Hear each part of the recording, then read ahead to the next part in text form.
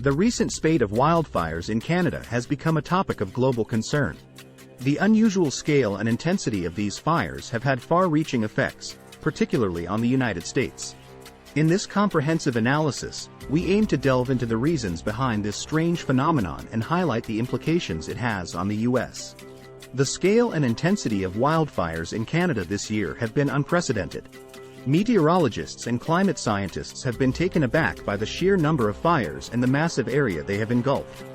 This year, Canada is on track to witness its largest fire season in modern history, with more than 12.4 million acres involved, surpassing all previous records. Why is it strange? Canada, like many other countries, experiences wildfires annually. However, the magnitude of the fires this year is unparalleled, making it an unusual phenomenon. If we compare, the land area burned in an average Canadian fire season is around 2.1 million hectares. This year, the fires have already covered more than double this area, and the fire season is far from over. While wildfires are part of the natural cycle of forest ecosystems, the increasing frequency and intensity of these fires seem to be linked to climate change. The changing climate leads to warmer temperatures and drier conditions, creating an ideal environment for fires to ignite and spread. Scientists have projected that fire conditions will become more common across Canada's boreal forests due to climate change. While climate change is projected to increase fire risks across Canada, whether this holds true for eastern Canada in particular remains unclear.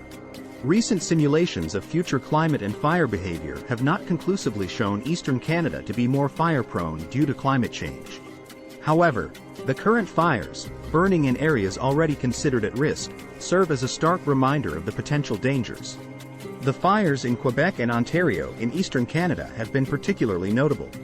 These fires were ignited by lightning and have been fueled by abnormally dry conditions.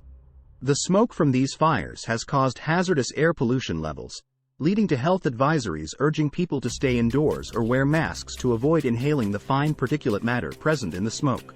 Simultaneously, fires in western and central Canada have contributed to the smoke haze.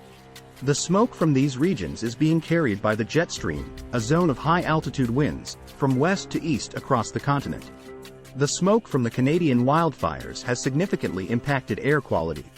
Smoke from wildfires contains a toxic mix of gases and fine particles that can cause health problems, including respiratory difficulties, cardiovascular issues, and exacerbation of existing conditions like diabetes and chronic lung diseases. Cities across the U.S., from the Pacific Northwest to the East Coast, have experienced poor air quality due to the smoke from these fires.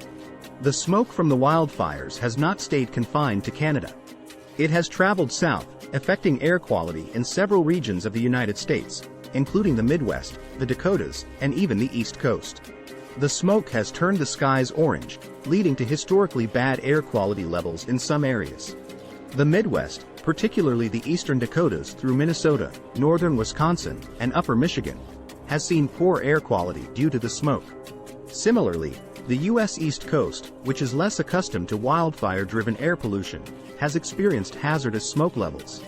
This has served as a wake-up call for policymakers about the realities of climate change. The movement and impact of smoke from wildfires are heavily influenced by weather patterns. In the case of the Canadian wildfires, low-pressure zones over the Great Lakes and high-altitude winds known as the jet stream have played significant roles in directing the smoke. The jet stream, a zone of high-altitude winds, has carried the smoke from western and central Canada from west to east across the continent. This has resulted in the spread of smoke to areas far from the fires themselves.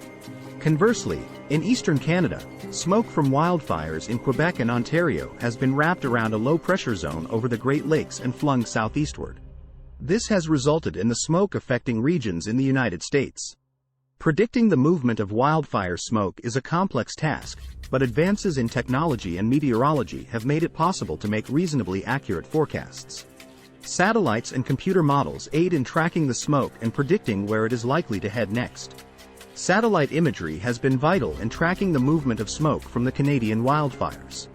It has enabled scientists to see where the smoke is headed and predict which areas are likely to be affected. Computer models that simulate different atmospheric features also play a crucial role in predicting where the smoke will go. These models have projected that surface smoke is likely to drift through the upper Midwest, extending across Minnesota, parts of Wisconsin and the Dakotas, and possibly into Iowa and surrounding areas. Responding to wildfires of this scale is a massive challenge.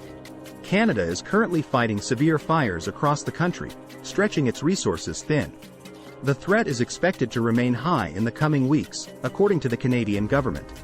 The Canadian Interagency Forest Fire Centre has reported that Canada is at a national preparedness level of 5, the highest level of wildfire activity response. This reflects the severity and scale of the wildfires the country is currently dealing with. In the United States, the National Interagency Fire Center has released a Fire Potential Outlook report. According to the report, the Pacific Northwest is likely to experience considerable smoke later this summer. The current situation with the Canadian wildfires is a stark reminder of the potential future we face with climate change. Scientists project that fire conditions will become more common, fire seasons will last longer, and fires will become larger each year due to climate change.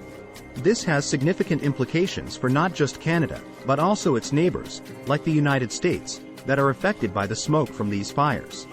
Climate change is not just a distant, abstract concept. The Canadian wildfires and their impact on the United States highlight how interconnected our world is and how the effects of climate change are not confined to any one region.